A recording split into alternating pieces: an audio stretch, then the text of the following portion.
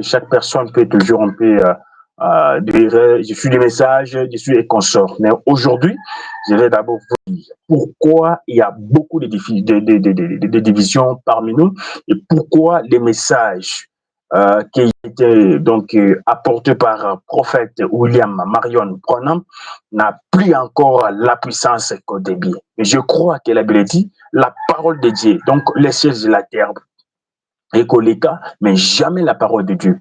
Je crois bien que les messages est pire et plus pire. Et ceux qui sont en tout cas impires, ce sont les hommes. Donc, disposez très bien un peu votre attention, disposez bien votre corps, votre esprit, parce que cet après-midi, Dieu du ciel va faire quelque chose pour chaque personne qui va bien sûr nous faire signe qu'en tout cas, on est déjà connecté, comme les autres qui nous ont déjà écrit, que nous sommes déjà à l'écoute.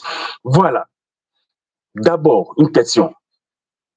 C'est quoi les messages? C'est quoi les messages?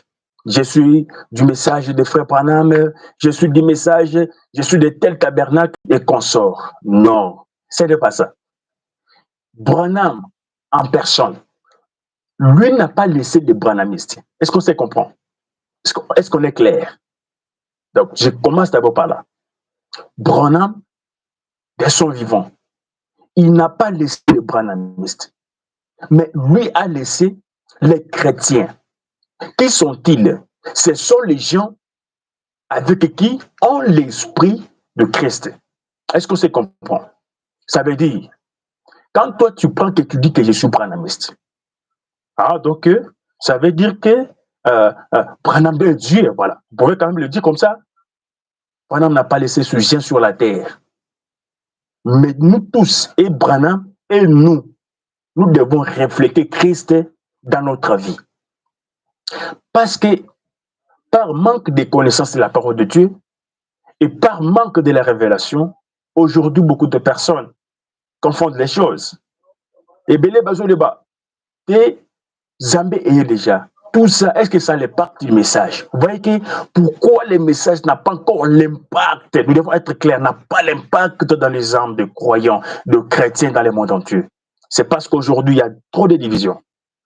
Deuxièmement, parce qu'il y a beaucoup de doctrines. Troisièmement, parce qu'il y a beaucoup, vraiment de confusion, manque de connaissance de la parole de Dieu. Commençons d'abord par des divisions. Pourquoi nous avons des divisions? C'est une question que je vous ai posée. Pourquoi nous avons beaucoup plus de divisions dans nos églises? C'est une question. Et si de plus près, vous verrez que non, tel groupe était vraiment ensemble avec un autre groupe, mais ils sont aussi partis. Cause l'argent. Cause parce que lui a créé ceci et moi, les autres, donc on crée aussi ceci et consort. Maintenant qu'il y a eu des querelles, la Bible dit quoi? Dieu est ceux qui excitent des querelles parmi les frères. Dieu est ceux qui ont des yeux honteux. Maintenant, tu laisses d'abord donc la colonne originelle. Pas original, parce que original, c'est ce qui a été formé par les mains d'hommes. Mais originel, c'est ce que Dieu du ciel a mandaté. Peut-être que parce que le pasteur n'a pas de bien, peut-être que parce que le pasteur n'a pas quelque chose, ton côté cahier, du sopé tous donc homme d'affaires, papa. Et aussi les titres des hommes d'affaires là. Devenus où? Vous voyez aujourd'hui, la population, la popularité. Tout exemple pour soit des causes, par exemple, pour des femmes et consorts. Est-ce qu'on se comprend très bien?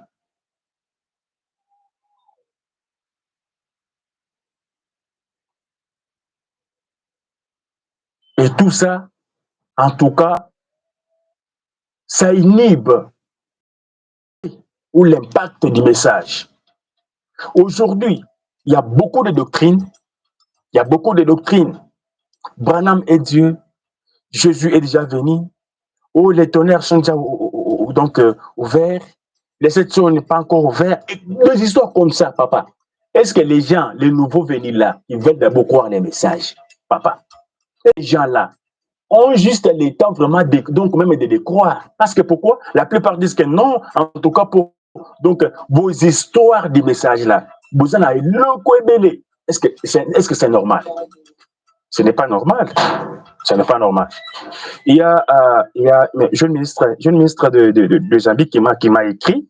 Il dit non, c'est aujourd'hui peut-être que nous avons pas de diffusion, donc qu'on sort, je m'a parlé des histoires en tout cas, qui risquaient de me donner parfois un peu la nausée, mais étant chrétien, nous avons voulu en tout cas garder notre sainteté, garder notre entier, pourvu que Dieu fasse seulement grâce.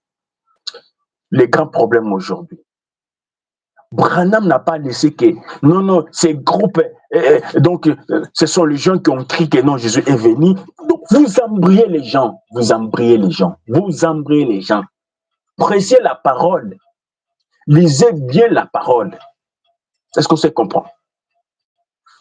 Lisez bien la parole. Maintenant, peut-être que, oh voilà. Merci Seigneur parce que Dieu m'a révélé quelque chose encore que j'avais voulu vraiment oublier. Aujourd'hui, si nous avons des divisions, nous avons des troubles, nous avons des problèmes sérieux. Et aussi d'abord nos frères et sœurs là, les vases là, oui, les vases là. Aujourd'hui, nous avons beaucoup de prédicateurs dans le monde entier.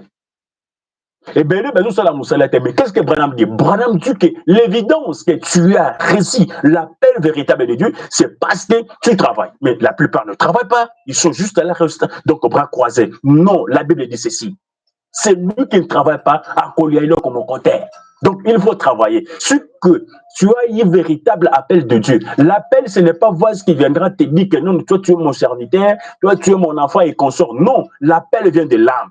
Prenez d'abord l'histoire juste un peu d'Abraham. Lorsque Dieu du ciel, Jésus-Christ, est parti vers d'abord, donc, est allé d'abord chez Abraham.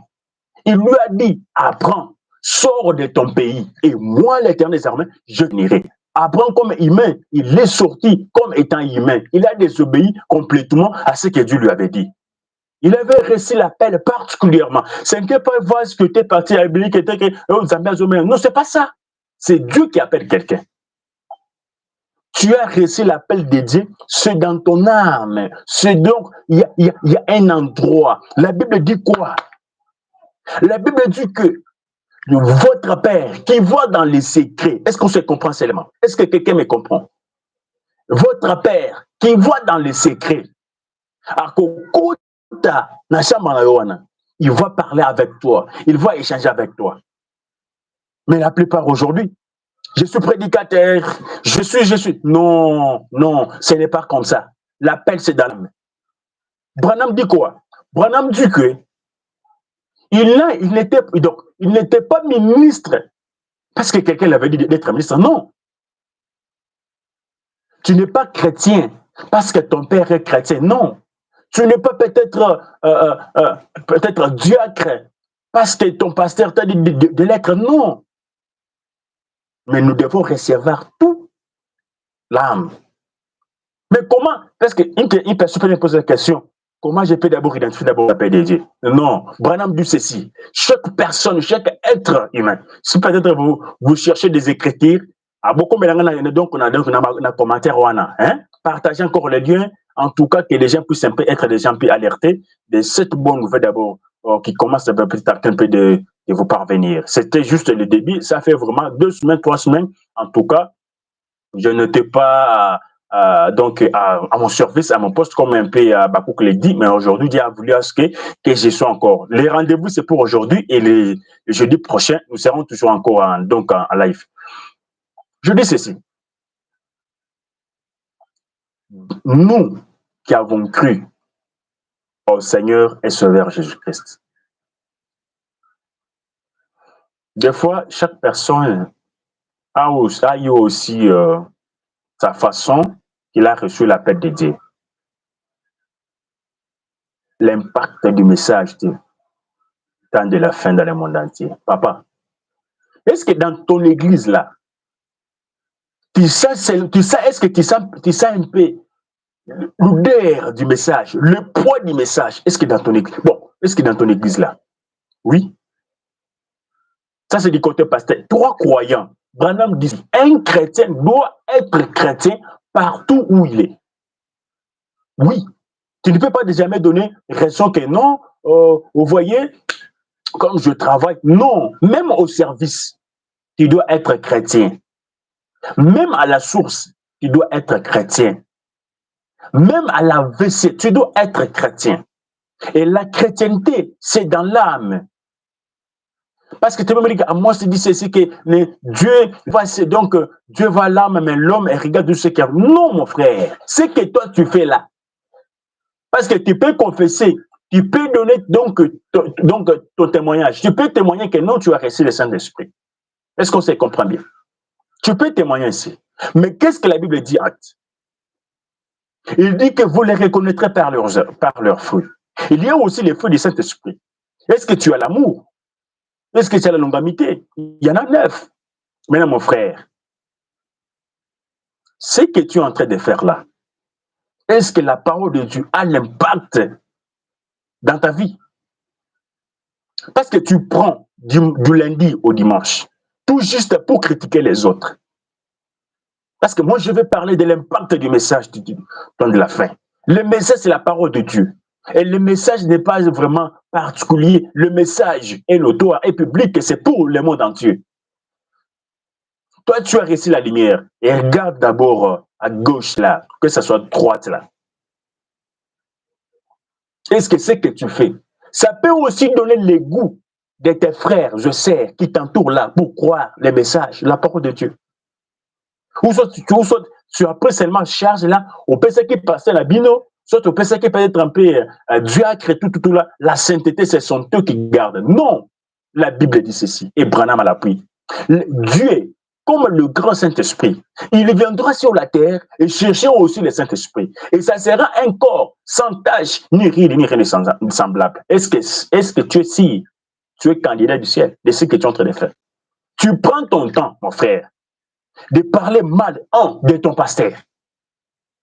Il a fait ceci, il connaît. Non. Qu'est-ce que Branham dit? Branham dit ceci. Si tu vois que ça ne convient pas encore d'être prêt avec ton pasteur, au niveau, donc, à votre niveau peut-être de connaissances, pour garder bien nos relations, il y a Kende, mono, petit à petit auprès de ton pasteur. Et rester ensemble.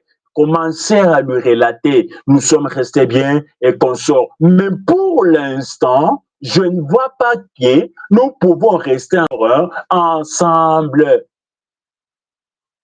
Alors, c'est avec un cœur ouvert. À ce moment-là, même si que tu serais déjà parti, à votre retour, vous allez vous voir, vous allez vous saluer l'un et l'autre. Qui commence à parler mal de lui, il a fait ceci. Non, c'est pas bon, mon frère. Je parle de l'impact de la parole de Dieu dans ta vie. Est-ce que la parole de Dieu a l'impact, a le poids, a la place? C'est la première place que je suis en train de parler. Est-ce que la parole de Dieu occupe la première place dans ta vie? Oui, mon frère, ma soeur, toi qui m'écoutes pour l'instant. Ça, c'est en deux. Combien, d'abord toi, tu as déjà mal parlé pour tes frères? Parce que tu es tout autour du prédicateur, tu veux être ami chéri du pasteur. L'unique façon de faire pour que ce prédicateur-là puisse partager l'amour envers toi, c'est trahir les autres. Mais qu'est-ce que la Bible dit? Qu'est-ce que la Bible dit? Quand tu es en train de trahir les autres là, Dieu ne laisse jamais le péché sans punir, impuni. Et sache bien que la trahison est du diable. La trahison est du diable. Parce que lorsque Caïn a trahi Abel, bon, bien sûr, c'était dans le de Dieu, mais le sang d'Abel criait. Alors, qu'est-ce que Branham dit? Branham dit ceci. Aujourd'hui, tuer quelqu'un, ce n'est pas prendre d'abord couteau, le poignarder qu'on sort, mais nuire à sa réputation. Sa réputation. Tu as mal parlé pour lui, il a fait ceci, il a fait ceci. Est-ce que la parole de Dieu a l'impact dans ta vie?